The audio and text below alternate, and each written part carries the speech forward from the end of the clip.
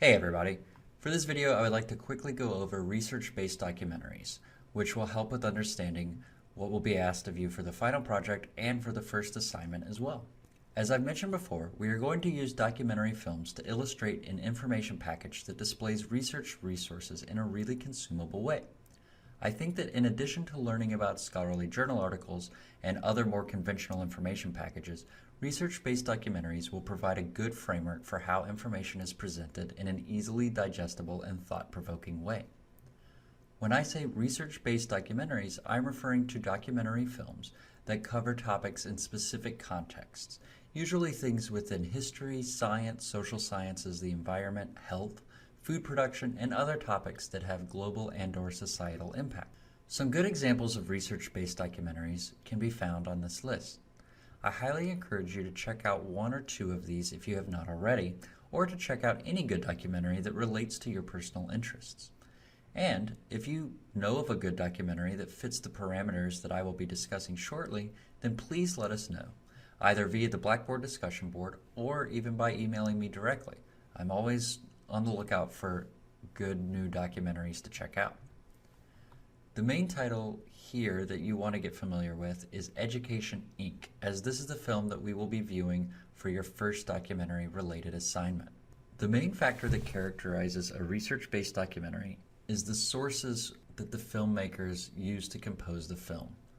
This is what set these documentaries aside from what might be called single-story documentaries. Films that cover just one person, place, or event and are not required to consult with experts in order to tell the story of the film. So research-based documentaries then are essentially any nonfiction films that consult with outside sources or experts, those are interchangeable phrases in this instance, to help form the arguments of the film. These sources usually consist of experts in a particular field of study, or prominent writers or journalists who have extensively covered specific topics. Often these sources come in the form of eyewitnesses or individuals with primary experience with the topic of the film. So these sources or experts are the talking heads you see in documentaries, the people that are helping provide facts and insight to the filmmakers. These experts are often discovered while doing research for a film. A filmmaker wanting to do a film about media bias, for example, may find a journal article that does a very good job of explaining the current situation of bias in the media.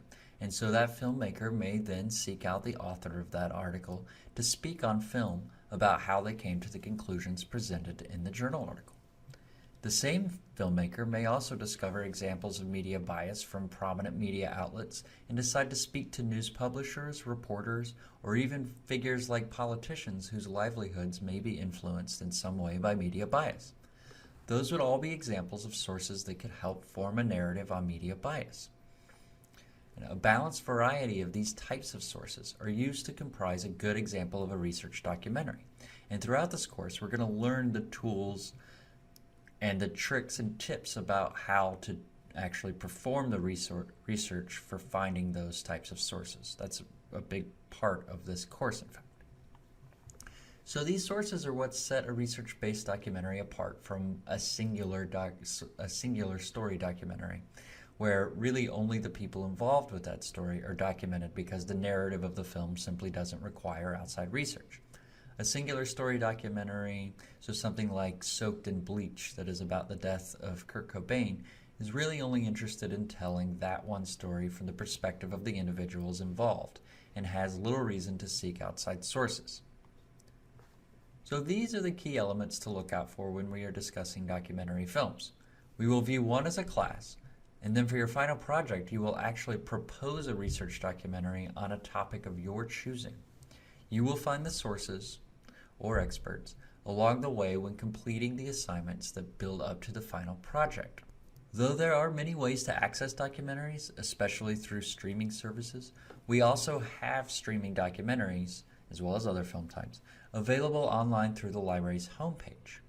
And the database Canopy is one that you definitely want to pay attention to because the film Education, Inc. that I mentioned before will be found in Canopy. And you can access these the same way you access databases through the library homepage by going to library.sc.edu, clicking on articles and databases, and then there's a section down at the bottom of that page called audio and video. Click that, and that will take you to a link that will eventually get you to the links for Canopy and DocuSeek 2 and Swank Digital Campus, all streaming movie services that you have access to as a student. So remember, Canopy has Education Inc. I'll send out a reminder of that when we do that assignment, but it's not a bad thing to go ahead and commit to memory and to know how to access. And so finally, here's a couple questions to consider, and these are ones that you can respond to in the Blackboard discussion post for credit. Remember, you do have to do that at least twice this semester during this 8 weeks. And here are two of the questions that you could potentially answer. One is, how do filmmakers discover the sources of information they use? What are their search tools? How are they coming across these experts that they might be talking to on particular topics? And then, how do filmmakers decide which sources to use, which sources not to use? This is a fundamental question for just about all research, but it's especially interesting when thinking about composing a narrative for a film. So think about these, respond to them in Blackboard. Remember, you just have to do 2 during the 8 weeks. So if you don't like these questions, there will be more in following lectures.